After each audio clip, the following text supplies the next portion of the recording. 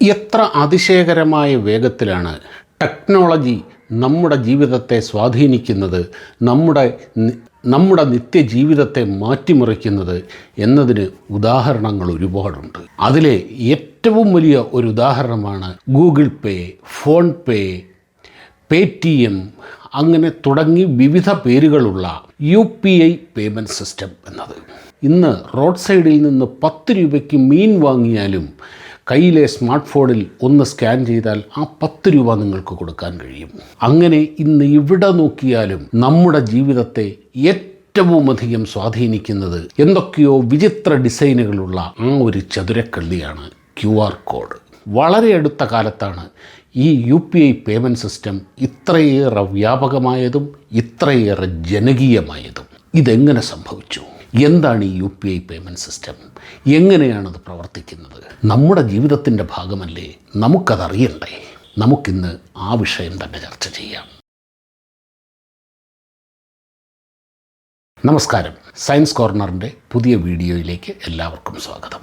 വീഡിയോകൾ ലൈക്ക് ചെയ്യുകയും കമൻറ്റ് ചെയ്യുകയും ഷെയർ ചെയ്യുകയും ഒക്കെ ചെയ്ത് നിങ്ങൾ നൽകി വരുന്ന ഈ പിന്തുണ തുടരണം എന്ന് അഭ്യർത്ഥിക്കുന്നു. ഇതിലെ വിഷയങ്ങളും ഉള്ളടക്കവും ഇഷ്ടപ്പെടുകയാണെങ്കിൽ നിങ്ങളുടെ പ്രിയപ്പെട്ടവരിലേക്ക് വീഡിയോകൾ ഷെയർ ചെയ്ത് കൊടുക്കണം എന്നും അഭ്യർത്ഥിക്കുന്നു. ഇതിനോടൊപ്പം മറ്റൊരു റിക്വസ്റ്റ് കൂടിയുണ്ട്.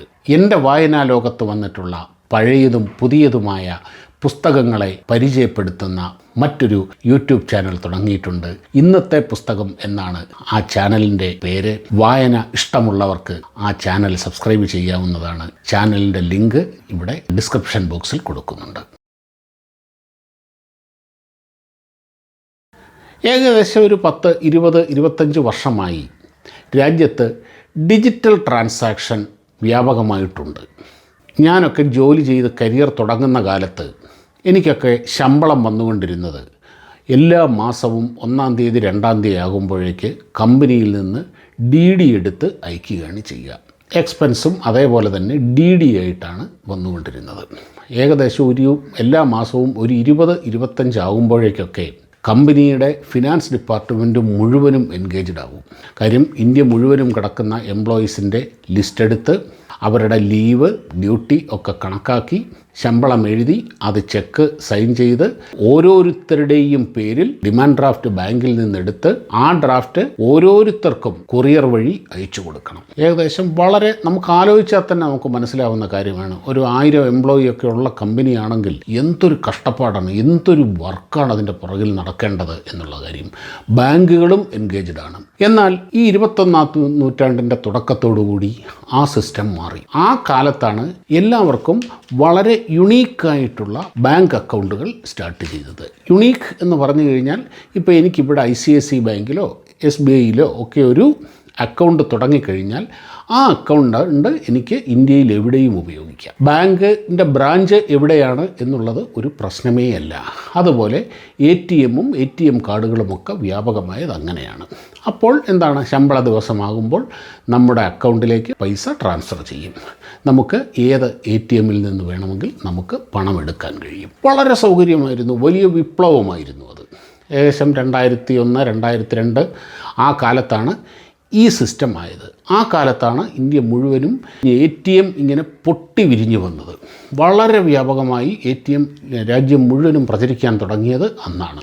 ആ സിസ്റ്റം എത്രയോ കാലം നിലനിന്നു, അങ്ങനെ പോവുകയായിരുന്നു അത്. അതിനുശേഷം 2014, 2015 ഒക്കെ സമയത്താണ് ഡിജിറ്റൽ കറൻസി, ക്യാഷ്ലെസ് ട്രാൻസാക്ഷൻ എന്നൊക്കെയുള്ള ആ ആശയം ഉരുത്തിരിഞ്ഞു വരുന്നത്. അതിനു മുൻപ് തന്നെ 2008 തന്നെ ഡിജിറ്റൽ കറൻസി വ്യാപിപ്പിക്കണം എന്ന ഉദ്ദേശത്തോടുകൂടി national payments corporation of India എന്ന ആ സ്ഥാപനം സ്ഥാപിച്ചിരുന്നു.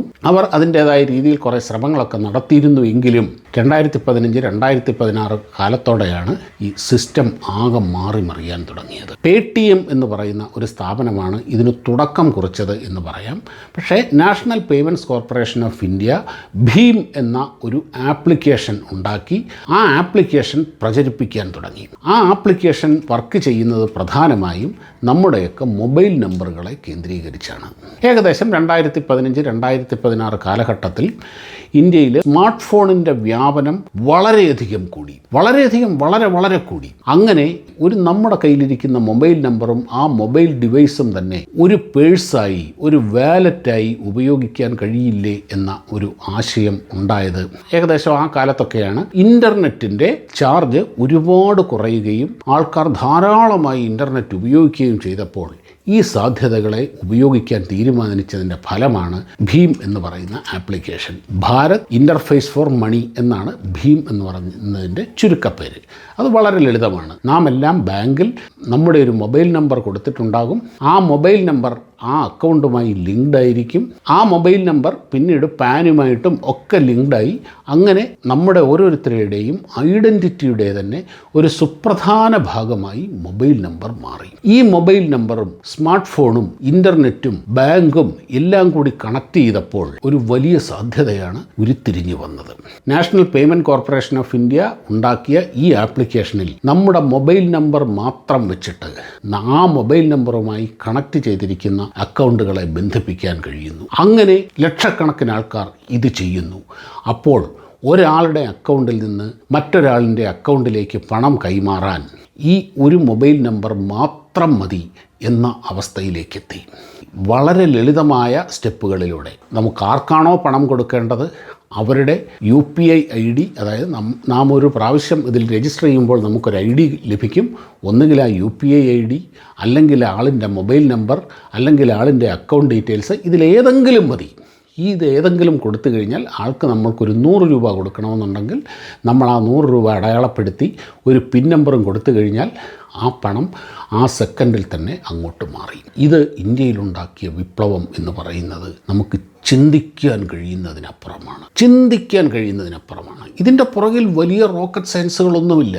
പ്യുവർ നെറ്റ്വർക്കിംഗ് എന്നുള്ളത് മാത്രമാണ് ഇതിൻ്റെ അകത്തുള്ളത്. National payment corporation of India എന്ന് പറയുന്ന RBIയുടെ റിസർവ് ബാങ്ക് ഓഫ് ഇന്ത്യയുടെ സബ്സിഡറിയായ ഒരു സ്ഥാപനം അവരുടെ മേൽനോട്ടത്തിൽ എല്ലാ ബാങ്കുകളെയും അക്കൗണ്ടുകളെയും കണക്ട് ചെയ്യുന്ന ഒരു ബേസിക് പ്ലാറ്റ്ഫോം. ഇത് മാത്രമാണ് ഇതിൻ്റെ ഉള്ളിൽ. ഈ നെറ്റ്വർക്ക് വളരെ സുരക്ഷിതമായി ഭംഗിയായി നടക്കുന്നു എന്നുറപ്പ് വരുത്തുക എന്ന ജോലി മാത്രമാണ് അവിടെ ചെയ്യുന്നത്. അങ്ങനെ പണം കൈകൊണ്ട് തൊടാതെ തന്നെ ലക്ഷക്കണക്കിന് രൂപയുടെ ട്രാൻസാക്ഷൻസ് നടത്താൻ കഴിയുന്നു എന്ന അവസ്ഥ വന്നപ്പോൾ ആൾക്കാർ പണം കയ്യിൽ കൊണ്ട് നടക്കുന്നത് കുറഞ്ഞു എന്ന് മാത്രമല്ല, ഏതാണ്ട് ഇല്ലാതായി എന്ന് തന്നെ പറയാം. സുഹൃത്തുക്കളെ, എൻ്റെ പേഴ്സിലൊക്കെ എപ്പോഴും കൂടി വന്ന ഒരു 200-300 ഏറിയാൽ ഒരു 500 രൂപയോ ഉണ്ടാവുകയുള്ളൂ. കാരണം അതിൻ്റെ ആവശ്യം വരുന്നില്ല. ഒരു മെഡിക്കൽ സ്റ്റോറിൽ പോയാൽ, ഒരു പച്ചക്കറി ഷോപ്പിൽ പോയാൽ, ഒന്ന് മീൻ വാങ്ങാൻ പോയാൽ, ഒരു ഓട്ടോറിക്ഷയിൽ കയറിയാൽ, എവിടെ കയറിയാലും എവിടെ പണം ട്രാൻസാക്ഷൻ, പണത്തിൻ്റെ ഇടപാടുണ്ടോ അവിടെ നമ്മുടെ കയ്യിൽ ഈ ഒരു മൊബൈൽ ഫോണിൻ്റെ ആവശ്യം മാത്രമേ ഉള്ളൂ. നിങ്ങൾക്കറിയാവോ, ഇന്ത്യയിൽ ഏകദേശം 140 കോടി സ്മാർട്ട് ഫോണുകളുണ്ട്.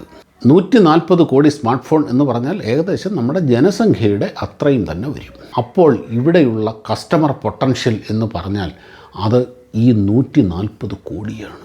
അത് ചെറിയ സംഖ്യയൊന്നുമല്ല. നിങ്ങൾക്കറിയുമോ, 2023-2024 ഇന്ത്യയിൽ നടന്ന UPI transaction total UPI transaction എത്രയാണെന്നറിയുമോ? 200 ലക്ഷം കോടിയുടെ ട്രാൻസാക്ഷനാണ് 2023-2024 നടന്നിരിക്കുന്നത്. അതുപോലെ 131 ബില്യൺ ഇടപാടുകളാണ് ഈ കാലത്ത് നടന്നിട്ടുള്ളത്. 131 ബില്യൺ എന്ന് പറഞ്ഞാൽ അത് കണക്കാക്കാൻ കുറച്ച് പ്രയാസമാണ്. 1 ബില്യൺ എന്ന് പറഞ്ഞാൽ 100 കോടിയാണ്. അപ്പോൾ 100 ബില്യൺ എന്ന് പറഞ്ഞാൽ എത്രയാണ്? അങ്ങനെ 131 ബില്യൺ ഇടപാടുകളാണ് ഇന്ത്യയിൽ നടന്നിട്ടുള്ളത്.